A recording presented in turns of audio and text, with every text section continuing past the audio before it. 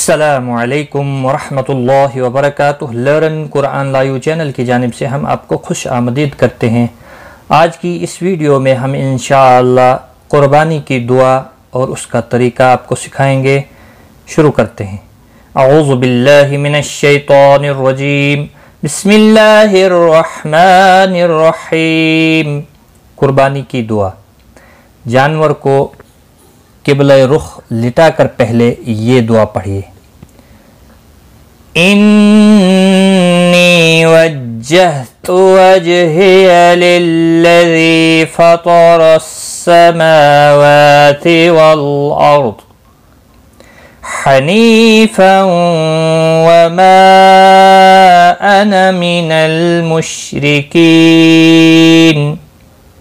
ان صلاتي ونسكي ومحياي ومماتي لله رب العالمين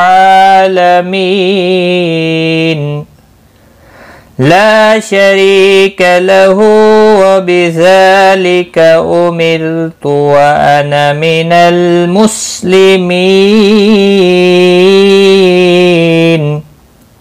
اللہم لک ومنک۔ اس کا ترجمہ: میں نے پوری یکسوئی کے ساتھ اپنا رخ ٹھیک اس خدا کی طرف کر لیا ہے جس نے آسمانوں اور زمین کو پیدا کیا، اور میں شرک کرنے والوں میں سے نہیں ہوں۔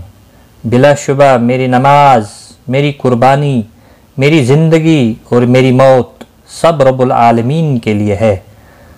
اس کا کوئی شریک نہیں، اسی کا حکم مجھے دیا گیا ہے، اور میں مسلم اور فرما بردار ہوں۔ خدایا یہ تیرے ہی حضور پیش ہے اور تیرا ہی دیا ہوا ہے۔ اس کے بعد بسم اللہ اللہ اکبر کہتے ہوئے تیز چھری جانور کے گلے پر پھیر دیجئے اور ذبح کرنے کے بعد یہ دعا پڑھیے۔ اللہم تقبلہ منی کما تقبلت من خلیلک ابراہیم وحبیبک محمد علیہم الصلاة والسلام۔ ملا کر پڑھتا ہوں ایک بار۔ اللہم تقبلہ منی کما تقبلت من خلیلک ابراہیم وحبیبک محمد علیہم الصلاة والسلام۔ اور اس کا ترجمہ: خدایا تو اس قربانی کو ہماری جانب سے قبول فرما، جس طرح تو نے اپنے دوست ابراہیم علیہ السلام اور اپنے حبیب محمد صلی اللہ علیہ وسلم کی قربانی قبول فرمائی۔ دونوں پر درود و سلام ہو۔ اور یہاں پر خیال رکھیں، اگر جانور میں کئی حصہ دار ہوں تو منی کے بجائے، یعنی یہاں پر جو منی ہے اس کے بجائے من کہیے، اور اس کے بعد سب کے نام لیجئے۔ یہاں پر اللہم تقبلہ من کما من، یہاں پھر نام لیجئے، اس کے بعد باقی دعا آپ پڑھیں۔